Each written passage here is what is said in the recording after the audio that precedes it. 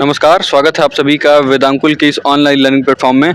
आज के इस वीडियो में हम लोग राजकमल जी, मुझे लगता है कि इलाहाबाद विश्वविद्यालय के बारे में बात कर रहे होंगे। इलाहाबाद विश्वविद्यालय के एलएलबी के डिटेल्ड सिलेबस के बारे में हम बातें करेंगे। जैसा हमने प्रॉमिस किया था आपसे, तो हम डिटेल्ड सिलेबस के साथ आ चुके हैं कि आखिर एग्जाम कैसा होता है, कितनी सीटें, ये सारी चीज़ों पर हम बातें कर रहे होंगे इस वीडियो में। तो डायरेक्ट कोई टाइम वेस्ट किए हुए बिना हम डायरेक्ट इन बातों पे आते हैं कि कैसा एग्ज़ाम मोड रहता है, क्या चीज़ें, कितनी सीटें हैं और सारी डिटेल्स पे हम बातें कर रहे होंगे। तो पहले अगर हम एग्ज़ाम मोड की बात करें तो एग्ज़ाम जो होता है वो ऑनलाइन ऑफलाइन दोनों होता है। अगर ऑफलाइन होगा तो पेन पेपर टेस्ट होता है, जिसमें OMR बेस्ड हमारे पूरे के पूरे क्या रहते हैं, क्वेश्चन पेपर रहते हैं और आंसर भी हमें OMR बेस्ड ही देना रहता है। बाकी टाइम ड्यूरेशन की बात करें तो वो 2 आवर्स का होता है। ऑनलाइन जैसा आपने कभी पहले पेपर दिया होगा, वो ऑनलाइन पेपर ठीक वैसा ही होता है। बाकी type of questions multiple choice question रहते हैं, बहुविकल्पी जिसे हम हिंदी में कहते हैं। टोटल क्वेश्चंस 150 क्वेश्चंस होते हैं, 150 क्वेश्चंस।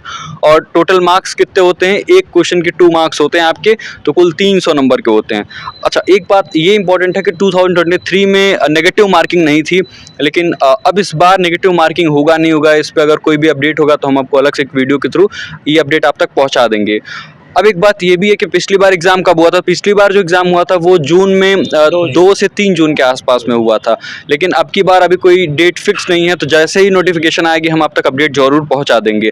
बाकी अगर कुछ बातें छूट रही हैं तो वो सीट्स के बारे में बातें हैं कि जो इलाहाबाद यूनिवर्सिटी का मेन कैंपस, वहाँ पर कितनी सीट्स है राजकमल जी? अप्रॉक्स 375 सीटें हैं जहाँ तक हमें जानकारी अभी प्राप्त हुई है। हाँ, और CMP डिग्री कॉलेज में 375 सीटें हैं, इलाहाबाद डिग्री कॉलेज में भी 375 सीटें ही हैं। डायरेक्ट आते हैं एलिजिबिलिटी पे। जैसे आपने एग्जाम में बैठ लिया हुआ है, अब इस पे बात करते हैं कि अच्छा, पेन पेपर मोड में आपको ये पता होगा कि इलाहाबाद यूनिवर्सिटी जो है वो पेपर बाहर नहीं निकालने देती है, मतलब आपको स्टूडेंट्स को देती नहीं है, वो अपने यहाँ पेपर सबमिट करा लेती है। हाँ, अच्छा, सीट के साथ ही। हाँ ठीक है। कैटेगरी वाइज अगर बातें करें राजकमल जी, तो इस पे आप कुछ बताना चाहिए। हाँ देखिए, जैसे एग्जाम आप लोग एंट्रेंस एग्जाम देंगे, बैठ रहे हैं, उसमें ध्यान देने योग्य बात ये है कि कुछ क्वालिफाइंग नंबर होते हैं। इलाहाबाद का एक विशेष एक चलन है कि अगर आप जनरल कैटेगरी के हैं तो आउट ऑफ 300 में आपको 90 नंबर पाना ही है, तब आप क्वालिफाइंग एंट्रेंस करेंगे, तब आप पास माने जाएंगे। अभी आप एडमिशन के लिए नहीं माने जाएंगे, केवल पास माने जाएंगे। नहीं पाते हैं तो फेल माने जाएंगे। ये बात है। तो कुल मिला के इन शॉर्ट बोले 30% जनरल कैटेगरी के लिए, बाकी OBC के लिए 27% है, और SC and ST कैटेगरी के लिए सच क्राइटेरिया नहीं है, कोई ऐसा क्राइटेरिया नहीं है। तो बस ये ब्रीफली हमने बातें कर ली। मेन जो कंटेंट है इस वीडियो का, जो मेन मुद्दा है इस वीडियो में, वो हमारा ये है कि सिलेबस क्या होगा। सबसे पहले हम आते हैं कि लैंग्वेज के बारे में बात करते हैं। इंग्लिश लैंग्वेज के 25 क्वेश्चंस आते हैं और हिंदी के 25 क्वेश्चंस आते हैं। अब ये बात जानना जरूरी है कि हिंदी में क्या पूछा जाता है। तो हिंदी के लिए आपको राजकमल जी बता रहे होंगे कि हिंदी में किस टाइप के क्वेश्चंस, कौन से टॉपिक से क्या क्या आ रहे होंगे। राजकमल जी, जैसे हिंदी में आप लोग पढ़े होंगे, वनडे एग्जाम के लिए भी कुछ भी पढ़े होंगे, ग्रामर से किसी कवि की कोई रचना है, कोई लेखक की कोई रचना है, और ग्रामर में जाए तो कौन सा अलंकार है, कौन सी जो है दोहा है, और कौन सा विलोम है, पर्यायवाची है। तो ये सब सिंपल चीज़ें, जैसे कोई संधि विच्छेद है और कोई समास है इस शब्द में, तो वो सब चीज़ें आप पढ़े होंगे। ओवरऑल हमें लगता है कि आप पढ़ भी लेंगे ग्रामर पार्ट को। ये सब चीज़ें आती है, एकदम नॉर्मल चीज़ें, इसमें कोई बहुत बड़ा एकदम दूसरे पिंड का आपका क्वेश्चन नहीं मिलने वाला। एकदम बहुत ही सिंपल और बहुत से कंसाइज वे में क्वेश्चन देता है इलाहाबाद विश्वविद्यालय। और अगर इंग्लिश की बात करें तो आपको आदित्य जी बताएंगे कि इंग्लिश में कैसे क्वेश्चन आते हैं। देखिए, अगर हिंदी की बात करें तो बहुत ब्रीफली अगर बात करें तो बहुत बेसिक क्वेश्चन आते हैं, सामान्य हिंदी आती है, कोई बहुत एडवांस लेवल की आपको हिंदी नहीं पूछी जाएगी। जैसे सर ने आपको बताया हुआ, ये सारी चीज़ें आप ध्यान रखिएगा। एक बार ग्रामर पढ़ के जाइएगा, अच्छे खासे क्वेश्चन आप कर पाएंगे। कंप्रिहेंशन आप जानते हैं, पैसेज पढ़ेंगे, उसके अकॉर्डिंग आंसर कर लेंगे, तो उसमें आपको बहुत कुछ करना नहीं होता है। इंग्लिश लैंग्वेज की बात करें, यहाँ भी 25 क्वेश्चन हैं, इक्वल वेटेज है, जितना हिंदी का वेटेज है उतना ही वेटेज यहाँ पे आपको इंग्लिश का भी दिया गया है। इंग्लिश में आपको लैंग्वेज कंप्रिहेंशन आपको थोड़ा बहुत प्रैक्टिस करके जाना होगा, तो आप कर ही लेंगे। बाकी एंटोनिम सिनोनिम्स आते हैं, बाकी कंजक्शंस हो गए, प्रीपोजिशंस हो गए, जो ग्रामर का पोर्शन होता है, ये सारे आते हैं। किसी वनडे एग्जाम का अगर आपने कभी प्रिपरेशन किया होगा तो आपको बहुत आसानी से अच्छे मार्क्स इसमें मिल रहे होंगे, ठीक है। कोई बहुत एडवांस लेवल की चीजें नहीं पूछी जाएंगी। आइटम और फ्रेज भी पूछे गए थे हमने, तो आइटम्स एंड फ्रेजेस हो गए, एंटोनिम सिनोनिम्स हो गई, ये सारी चीजें जो हिंदी में पूछा जाता है वही एग्जैक्ट बस इंग्लिश में अलग कुछ नहीं है, बस वो चीजें इंग्लिश में पूछी जाती है। जो चैप्टर आप हिंदी में पढ़ते हैं वही चैप्टर आपको इंग्लिश में पढ़ना, एकदम टोटली केवल भाषा का अंतर है बस। तो हम अगर अगले सेक्शन पे आए तो general awareness and current affairs का सेक्शन है। यहाँ पे 50 क्वेश्चंस पूछे जाते हैं।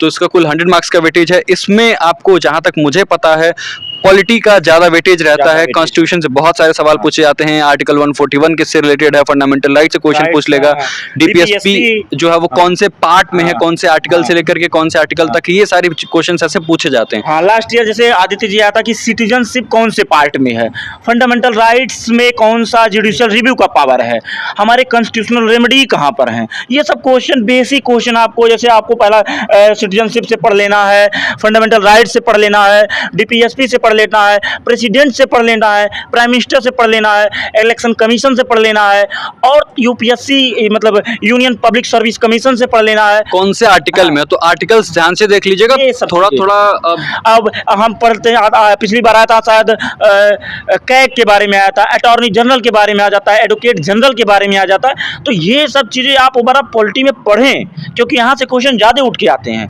तो मेरा बस यही कहना था कि अगर इन शॉर्ट बातें करें तो थोड़ा थोड़ा आप सरसरी निगाह से, मतलब थोड़ा थोड़ा सारे पोर्शंस को डील करिएगा पूरे कॉन्स्टिट्यूशन को, तो आप काफ़ी अच्छा कर पाएंगे। तो ये बात रहेगी पॉलिटी की। यहाँ एक शब्द और जोड़ दीजिए कि ज्योग्राफी जो है, ज्योग्राफी भी एक अवेयरनेस में होता है, और ज्योग्राफी में खासकर आप देखिए कि वर्ड ज्योग्राफी पर विशेष ध्यान दीजिए क्योंकि पेपर तो जमा हो जाता है, किसी को कुछ पता नहीं है कि कौन सा ज्योग्राफी आना है।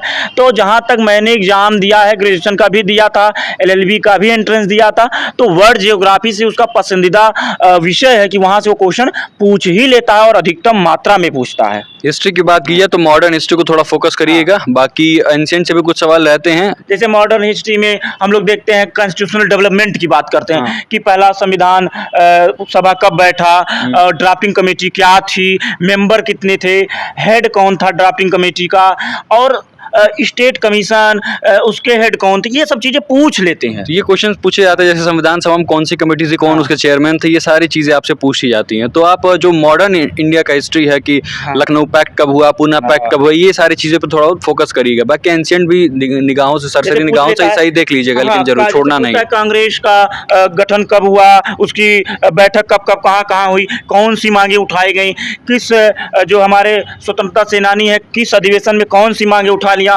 प्रथम अधिवेशन कब हुआ, सेकंड अधिवेशन कब हुआ, गांधी जी कब बने, सरोजिनी नायडू कब अध्यक्ष बनी। हाँ, गांधी जी अध्यक्ष कब बने, गांधी जी पैदा कब हुए ये नहीं पूछेगा, लेकिन ये पूछ लेता है कि गांधी जी अध्यक्ष कब बने कांग्रेस के। तो ये सब चीजें वहां से पूछता है, तो आपको ये पढ़ के ही जाना है।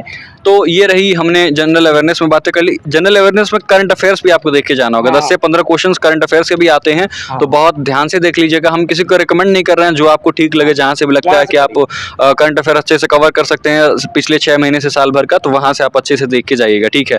नोबेल प्राइजेस देख लीजिएगा, या फिर कोई अवार्ड है, पद्मश्री कितने लोगों को मिला, पद्म विभूषण कितने लोगों को मिला, ऐसे क्वेश्चन आपको देख के जाना होगा। लॉ से कोई रिलेटेड है कि वर्तमान में CJI कौन है, फिर ह्यूमन राइट्स कमीशन के अध्यक्ष कौन है, अभी वर्तमान में हमारे यहाँ जो लोकपाल बने हैं उनका नाम आप देख लीजिएगा, जस्टिस खानविलकर साहब बने हैं। तो ये सारी चीज़ें आपको देख के जानी होंगी। जो करंट के लीगल अपडेट्स हैं उस पर थोड़ा ध्यान रखना होगा, क्योंकि आप लॉ का एंट्रेंस एग्जाम देने जा रहे हैं और आगे हो सकता है लॉयर है क्या, फिर बड़े वकील या जज बन रहे होंगे आप, तो आपको थोड़ा बहुत वैसा एटीट्यूड एप्टीट्यूड बना के जाना होगा।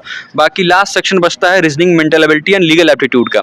देखिए रीजनिंग के लिए बहुत सारे कमेंट्स आ रहे थे कि सर ये बता दीजिएगा जरूर कि मैथ्स आता नहीं आता है, रीजनिंग आता नहीं आता है, मैथ्स आता है तो किस लेवल का आता है। तो राजकमल जी आपको बता रहे होंगे, अगर मैथ्स आया था तो किस लेवल का मैथ्स आया था। AU LLB के एंट्रेंस देने वालों के लिए बहुत खुशी की बात है, जो मैथ बैकग्राउंड के नहीं होते, उन्हें डर होता है मैथ पूछ लिया तो क्या करेंगे। AU LLB मैथ एकदम सिंपल आपसे पूछता है, जो आपके जनरल माइंड पे होता है, और आप एकदम थोड़ा भी पढ़े हैं मैथ के बारे में तो लगा लेते हैं। तो मैथ से कोई इसमें डरना नहीं है। मैथ से 12-15 क्वेश्चन शायद पूछ लेता है। अरिथमेटिक के क्वेश्चंस ज्यादा रहते हैं, अरिथमेटिक के क्वेश्चन ज्यादा होते हैं। रीजनिंग की बात करें 15 से 18 क्वेश्चन पूछता है। रीजनिंग बड़े बहुत एकदम सिंपल वे में पूछता है, मतलब आप एक आसानी से एक अपने कॉमन सेंस को यूज करते हुए न पढ़े हुए हैं तब भी लगा सकते हैं, बट कॉमन सेंस का यूज उस समय आप करें, प्रेजेंट आप माइंड आपका वहाँ पर होना चाहिए। अच्छा 1 मिनट सर, मैं आपको इंटरप्ट कर रहा हूँ। जैसे मैथ्स में आपके डर को खत्म करने के लिए बस मैं बता रहा हूँ, जैसे अरिथमेटिक आप कई बार होता है कि क्लास 12 में बच्चा निकला है, उसको ये कैटेगराइजेशन नहीं पता रहती कि क्या अरिथमेटिक है, क्या ये सारी चीज़। तो हम आपको बहुत बेसिकली बात करें अगर कि क्या पूछा जाता है, तो परसेंटेज क्या हो गया, परसेंटेज से रिलेटेड सवाल पूछ लिए, प्रॉफिट लॉस पूछ लिया आपसे। फिर कभी कभी जैसे ऐसा क्वेश्चन पूछ देता है कि राम की उम्र इतनी है, इनके पुत्र इतने वर्ष बाद इतनी उम्र, तो इस टाइप के क्वेश्चन जो बेसिक क्वेश्चन है, एचसीएम एलसीएम के क्वेश्चन पूछ लिए कि दो संख्याओं का एचसीएम और एलसीएम इतना है तो एक संख्या ये है तो दूसरी संख्या क्या होगी। तो जो 10th लेवल के क्वेश्चन हैं बेसिकली, या 8th लेवल की जो आपने कभी नवोदय की तैयारी की होगी, कभी सैनिक स्कूल की तैयारी की होगी, आपने पढ़ा उसी टाइप के क्वेश्चन, बस थोड़ा सा लेवल थोड़ा सा ऊपर रहता है, लेकिन टफ लेवल नहीं रहता। ये हम बहुत क्लियर कट आपको बताना चाहेंगे। लास्ट में कुछ और भी बताना चाहते हैं राजकमल? एक लास्ट जुड़ता है लीगल एप्टीट्यूड, जहाँ से 25 क्वेश्चन पूछे जाते हैं। लीगल एप्टीट्यूड आप सुन के सोचेंगे कहीं लीगल वाला तो कहूँ कोई लॉ नहीं पूछेगा, कहूँ ये तो पूछ ले वो पूछ, लेकिन लीगल एप्टीट्यूड लिख तो दिया है, लेकिन लॉ बहुत बड़ा नहीं पूछता। आपको यहाँ से पॉलिटिकल साइंस के क्वेश्चन, इंडियन कॉन्स्टिट्यूशन के क्वेश्चन उठा लेता है, आपका कवर कर लेता है। आप इंडियन कॉन्स्टिट्यूशन पढ़े हैं, वहाँ से आर्टिकल पूछ लेगा, कई कमीशन पूछ लेता है, कई चीज़ें हैं जो वहाँ से पूछ लेता है। SC ST कमीशन पूछ लेता है, OBC कमीशन पूछ लेता है, जैसे हमने अभी EWS का पूछ लेगा।